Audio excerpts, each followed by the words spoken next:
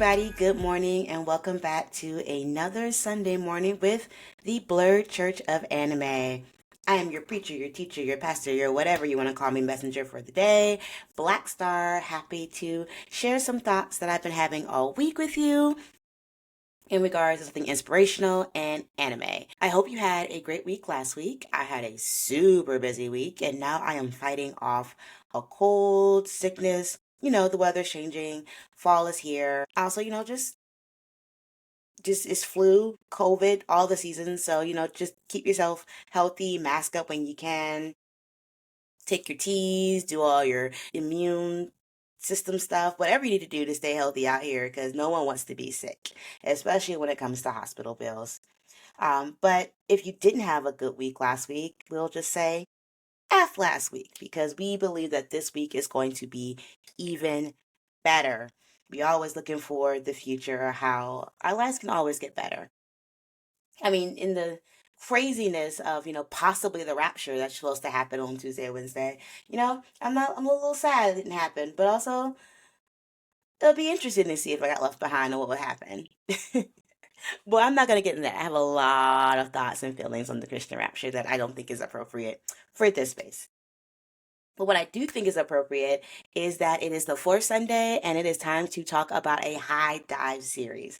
So I was really struggling when I want to talk about, and I always will come back to one of my favorite series of all times, and I thank High Dive for having this. But it's a series called I Parry Everything. I have talked about this in one of my Sunday services live before, but I want to talk about it with y'all now because, oh my goodness, I Parry Everything is such an amazing anime. Again, exclusively on High Dive. Now, I was going to go one way with this. Like, I had a conversation. I was thinking, oh, I want to talk about this. I want to talk about that. And then I started meandering in the thought and I had to, like, kind of bring it back down. But we'll see in a second because I don't want to yap your ear off for a full 40 minutes on this because I could talk about this anime all day. But in general, what is I Parry Everything? I Parry Everything is a story about a male protagonist named Noor. Now, I always have to say this. I have never wanted to protect a male protagonist more than Noor, like more. Oh, I love Noor so much as a protagonist.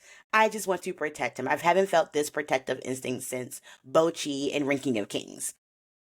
And then you see Noor. Noor is this big buff dude. So you're like, what are you protecting him from? He's just, oh, he's such a cinnamon roll. I love him. But anyway, you're telling the story, you're getting the story of Noor. Around when Noor is 11, both his mother and father have died, and he's living on this farm alone. And thinking about the last words of his mother before she died, she tells him to like live the life that he wants. And he's always been interested in being an adventurer. His dad used to read him stories about adventures, swords, and fighting dragons and saving the people and blah, blah, blah. So he decides to leave his small little farm homestead and travel to a city to sign up to become an adventurer. He gets to the city, he goes to the adventure, or the little place where they do all the adventures, and he's like, I want to be an adventurer. And the guy at the front desk is like, well, you need some skills, because in this universe, you don't just sign up to do the thing. You actually need to have like some actual skills that will like make you safe to be an adventurer. But they're like, there's a school down the road that will teach you the skills you need, and then once you get some of those skills, come back and we'll sign you up. And so he goes there, and there's like different schools for the different classes of adventurers, like a warrior, being the tank, being the mage or the assassin, all that kind of stuff. So Nora's like, okay, I always thought about the adventurer with the sword. I'm gonna go be a warrior. So he takes this like 6 week, 3 months, I forget how long class. And they're doing all the training. He is the youngest person there. He's with all these grown folk, and at the end of it, he gains one skill. And if you remember the name of the series, you know what that skill is. My boy can parry. um, so no flaming swords, no attacks. He can parry. And the instructor's like, I don't think being a warrior is for you. Maybe you'll find your fortune somewhere else. And he's like, cool, sad about it, but you know what? I want to be an adventurer, so let me go over to tank school. Let me see if I can become a tank. Does the 6 week, 3 months, whatever the process is for them, gets like a basic skills, not enough to be the tank. And then he literally goes through every single school, sticking through the entire process, like the whole time. and coming out with only the most basics of skills. So my man has spent like a year plus, maybe, going to classes. He even went to be a clerk, and the clerk's like, "Listen, you have to already have holy mentor." He's like, "I'm gonna sit out here till you let me in." Like, my dude is relentless. So he gets all these like little basic skills. He goes back to the Adventurers Guild, and he's like, "I want to be an adventurer." And the guy's like, "Okay, tell me the skills you got." So he writes down, he's like, "Oh, these are all basic skills, my dude. You're gonna die. Like, I can't let this kid become an adventurer without having some real skills. I'm sorry, like, your dream's gonna have to end here." And Noah's like, "I get it, I understand." And he goes back to his farm. And that should be the end of the series, right? Because of course it's not. So then Nor decides, after hearing his first instructor, the sword master, talk about how like if you practice a skill enough, if you master a skill, it can like transform into another skill. So he's like, cool. What if I just keep training? Then I could gain other skills by mastering my basic skill of parrying. So this guy sets up a whole like training thing, and he trains like every day for like 8 to 10 years. I don't remember exact. And he starts off with parrying one sword, then he can parry 10 swords at one time, then 100. Now my boy can parry 1,000 swords or 1,000 things at one time. No new skills has come, but like he's OP when it comes to parrying. So he's like, okay, I'm gonna go back and try again. So now we have like not 11 or 12-year-old Nor, we have like adult Nor, like early 20s Nor. And he's like, I'm gonna go back. So he goes back to the city, goes to the Adventure Guild, and he's like, I want to be an adventurer. And they're like, okay, show me your skills. And he's like, it's still basic skills, my dude. We can't let you be an adventurer. You'll die out there. And the guild master now remembers him from when he was a kid, and he's like, listen, I get that you want to be an adventurer, but like I don't know what to tell you. He's like, well, there is this like secret lowest rank adventure that we don't tell people about, the F rank. And mostly we created it for vagabonds, people who just need a little bit of money.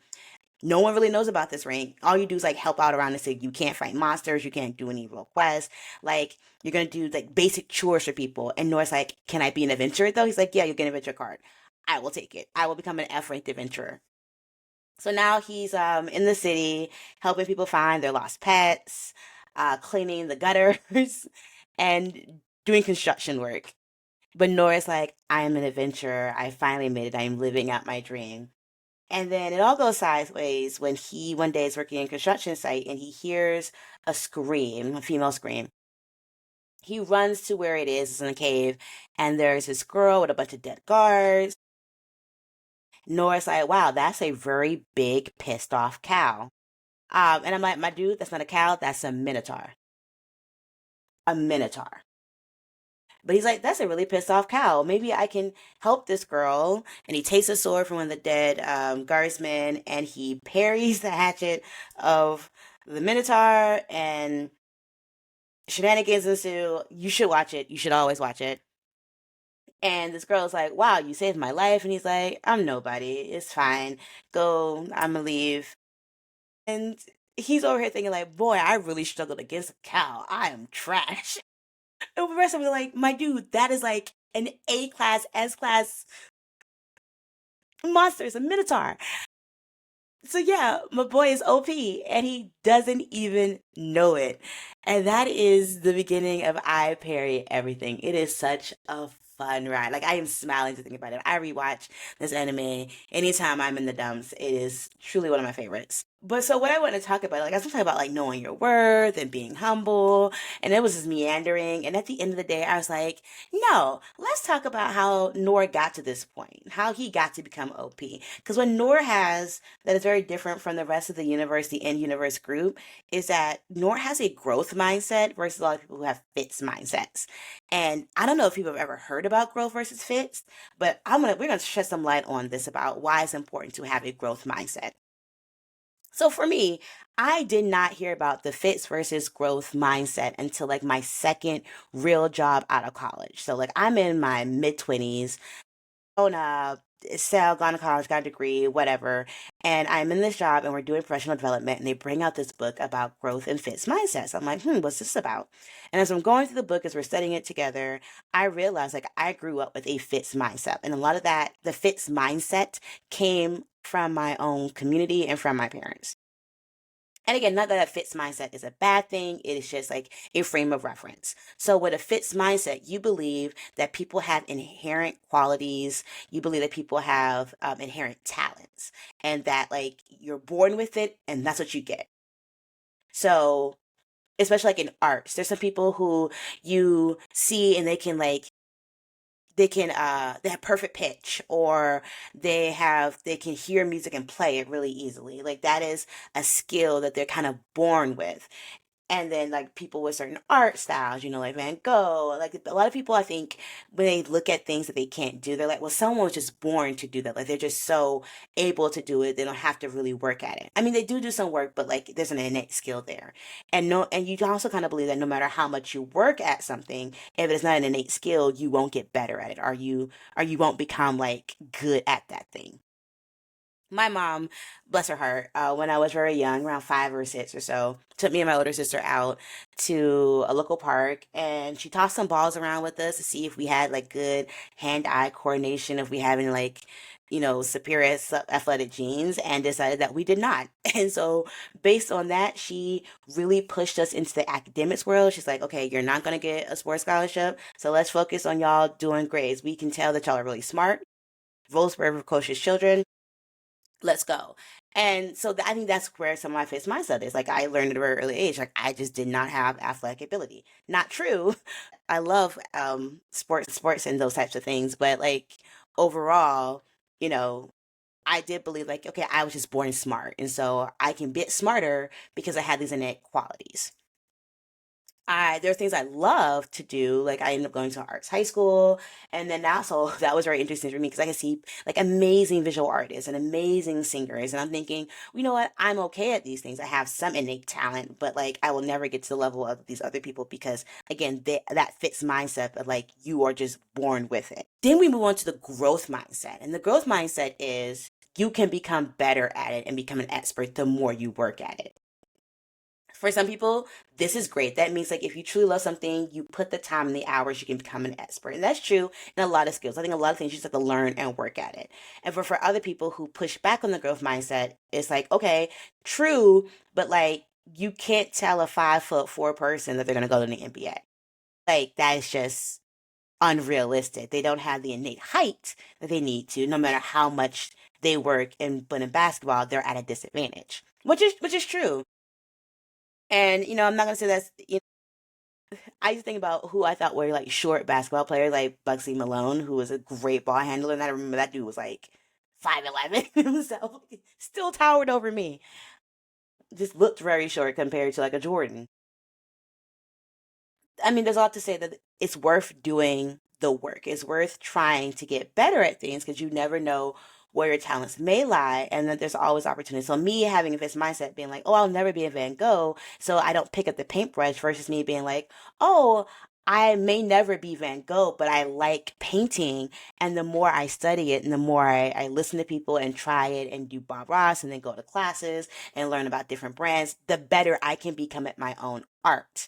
And I may not like it, and because it may not look like a Van Gogh the way I want to, because that's the art I want to emulate. But it doesn't mean I am not good in my own way. And the more I practice, the more I can perfect and become better, or even create my own art styles. There's a lot to be said about having a growth mindset, and that like if I put the time and effort into it, I can get better at things. And maybe I may not be the best. I may not beat Serena Williams in playing tennis, especially starting later in my life, but it is still a skill I can get really good at if I'm willing to put the work and effort in. And I think that is so encapsulated in what Noor does. Um, Nor for like a lot of people around him, from the guild master to all the different teachers at the adventurer school, they don't tell him he sucks. They don't tell him that he's not a good person. It's just like, hey, we've noticed you mastered this very basic skill, and it's not enough to be like able to do this thing that you think you want to do. And Nor takes it as like, okay, I can do some things, but I'm not an innate warrior, or I'm not an innate tank, or I'm not an innate clergy or cleric. I need to be able to do other things, but he still takes that rejection and he works at it. Like the fact that he goes home and it's like, if I can parry enough, eventually I might, get another skill. I might gain something else, and works. shows that he is actually really OP. And I mean, there is some drops a line that there is some innate skill in Noor, and Noor's a little bit mysterious. Like you don't get a like, why is he living on this farm by himself with his family, like whatever.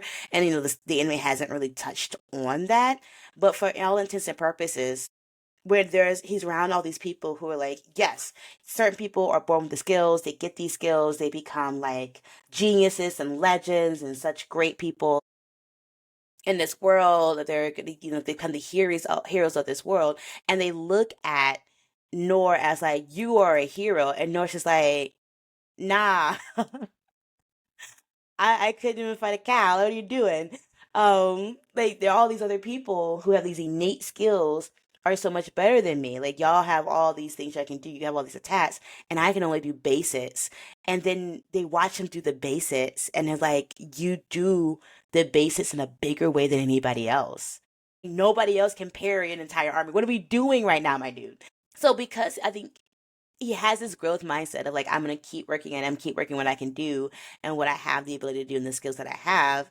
Like he does become this OP pro tag, and it's just so wonderful.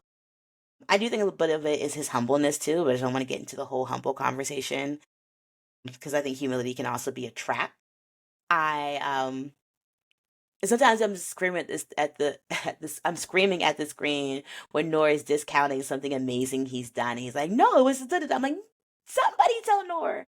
And anytime he starts to get a little bit big head, he's like, nope, see, that's what happens. And then I start thinking that I was good at something, get smacked back down to earth.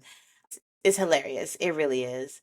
But overall, I think we should be trying in most of our lives to live with a growth mindset that if we put the time and effort, maybe it won't be perfect. Maybe we won't like be able to emulate the people we love in a particular field, but we can get close to. We can get better. I think about people talking sinking time and money, or folk who change their careers or take on new skills later in life. Like I think part of living and having life is the ability to take on new skills and to do different things. And you never know how all the randomness of your life and all the random experiences and skills that you have can like create something. There's a book I read back when I was really into my church in New York called Wide Awake by Edwin McManus. And he talked a lot about how nothing is for granted, like no experience, um no knowledge, anything you've gained over your life isn't wasted. Like you may not see the linear path. And I think a lot of people, especially older folk, boomers, back when the world was very settled, there's a linear path of what you would do, especially when it came to careers. And now we are living in unprecedented times. So not it's all a mishmash of things. There's no way to know that there is a set path to get to something else. So we're all, especially as millennials, are just like doing it by feeling. We're doing it for the vibes. We're literally just pimp stepping here and dabbing over there and then doing a quick step over this way.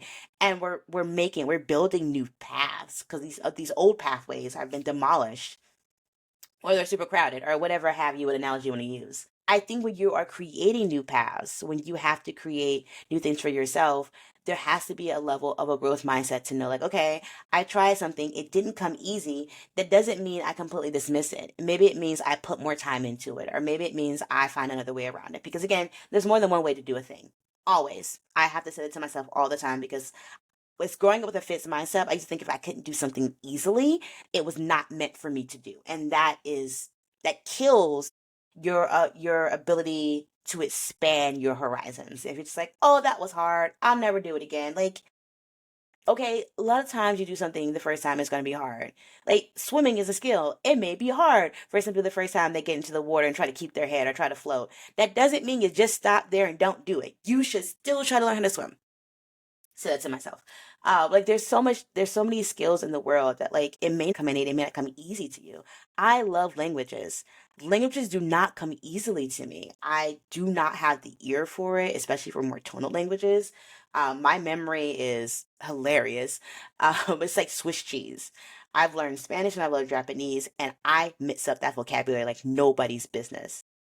But just because, and I know some people where languages like flow, like they hear, they know all the difference, and they remember things. And I'm a little jealous of that. And I think it's an innate skill for them. And if I was still in my fits mindset, I'd be like, well, why study foreign languages when I know like only certain people are blessed with the ability to get foreign languages?